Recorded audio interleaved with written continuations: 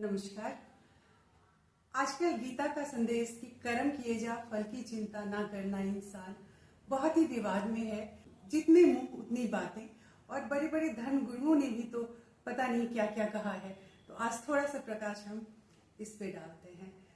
एक बात समझने वाली है कि गीता का जितना भी ज्ञान है या संदेश है वो हम मनुष्य के जीवन को सुखी और आसान बनाने के लिए है। तो कुछ ना कुछ बात तो होगा, बात समझने की है कि हम उसको सही मायने में समझें। लोगों का कहना है कि अगर हम फल की चिंता ना करें तो कर्म क्यों करें, क्योंकि हम कर्म तो करते ही हैं फल के लिए।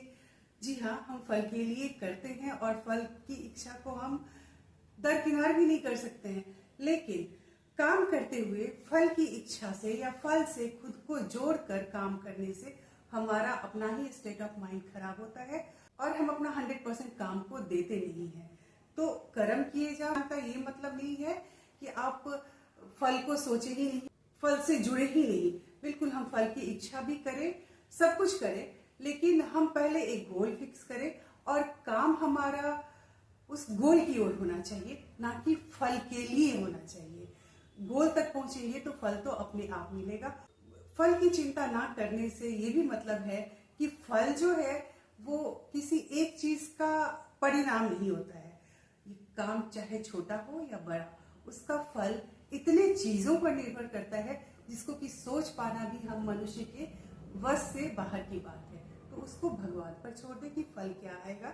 हम अपना एक गोल फिक्स करें, टुवर्ड्स दैट गोल हम काम करें, अपना 100% दें और हमारा ओरिएंटेशन ये होना चाहिए कि हमें उस गोल तक पहुंचना है अपना 100% देकर, बिना ये सोचे हुए कि गोल तक पहुंचने के बाद उसका परिणाम क्या होगा। परिणाम कुछ भी हो सकता है।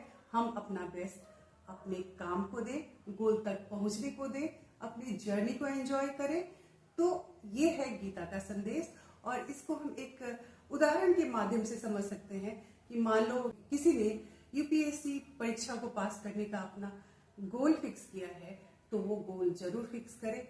टुवर्ड्स दैट गोल वो जितना उससे हो पाता है अपना बेस्ट दे, बेस्ट काम करे, गोल तक पहुंचे। लेकिन वो परीक्षा में पास करेगा, फेल करेगा या टॉप करेगा, ये सोचना कहीं से भी हमें फायदा नहीं देता है, बल्कि नुकसान देता है। क्योंकि जब हमारे दिमाग पे परिणाम छाया होता है तो हमारा काम पे ध्यान नहीं होता है, या फिर हमारा स्टेट ऑफ माइंड उससे इतना ज्यादा जुड़ जाता है कि हम अपने काम को अपना 100% नहीं दे पाते हैं।